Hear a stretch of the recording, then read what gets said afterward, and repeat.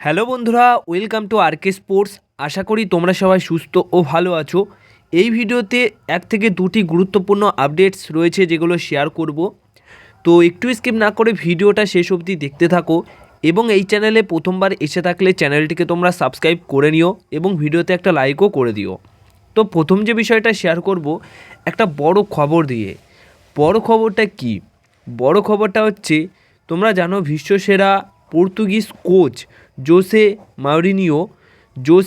মাউরিনিও এই coach recently তার যে দল ছিল রোমা, সেই দলের যে হেড কোচের দায়িত্ব সেখান থেকে পদত্যাগ করেছেন বা রোমার ম্যানেজমেন্ট তাকে ছেড়ে দিয়েছে। এখন তিনি পুরোপুরি ফ্রি এজেন্ট। তো এই কোচকে নিয়ে কিন্তু একটা বড় খবর বেরিয়ে আসলো। আর বড় খবর যেটা, সেটা হচ্ছে ইন্ডিয়ান টিম মানে ইন্ডিয়ান বা ইআইএফএ বা ইন্ডিয়ান ফুটবলের ম্যানেজমেন্ট তাকে নতুন কোচের দায়িত্বে নেবার জন্য বা নতুন কোচের দায়িত্ব তাকে দেওয়ার জন্য মোটামুটি নজরে রেখেছে বা টার্গেট করেছে, এরকম একটা বিষয়, এরকম একটা খবর কিন্তু এই মুহূর্তে জানা যাচ্ছে।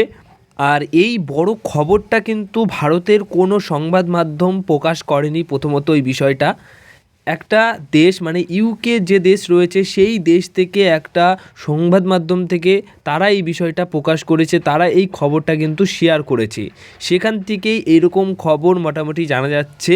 দ্য স্পোর্টিং ব্লগ তাদের ফেসবুক পেজেই তারা এই বিষয়টা নিয়ে একটা রিপোর্ট করেছেন যে Jose Mourinho to become a manager of Indian football team, এরকম একটা পোস্ট তারা করেছে। সেই পোস্টটা তোমরা সরাসরি স্ক্রিনে দেখতেও পাচ্ছ এবং তাদের যে পোস্টটা সেটা নিয়েই মোটামুটি এই খবরটা কিন্তু এখন জানা যাচ্ছে।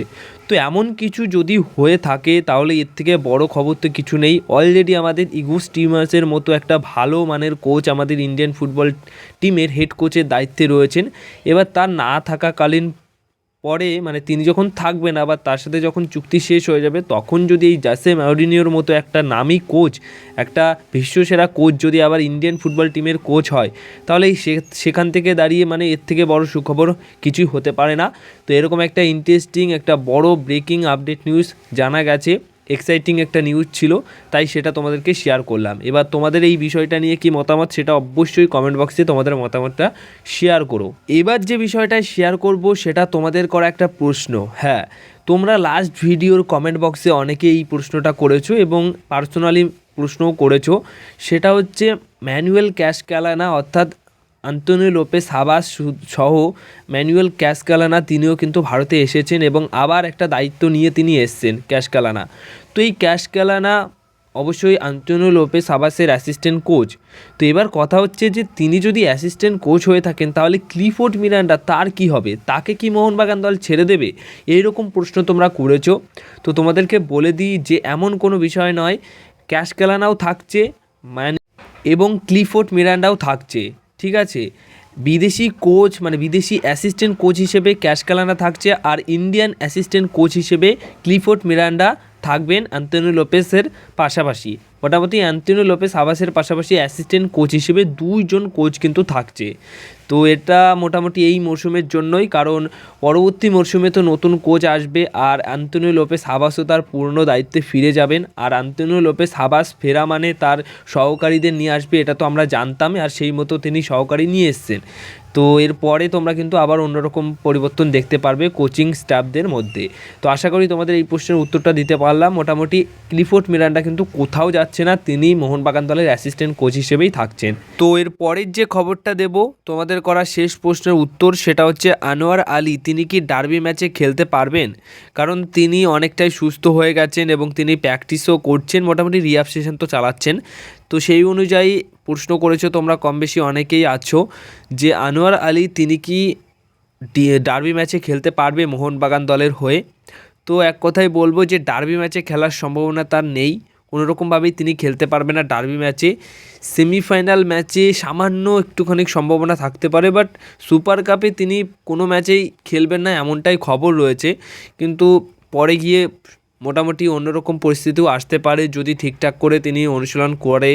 রিহ্যাব সেশন তো করছে, রিহ্যাব সেশনের পর এখন কিন্তু অনুশীলনের পালাটা তার কাছে চলে এসছে, এখন অনুশীলনের সময় চলে এসছে।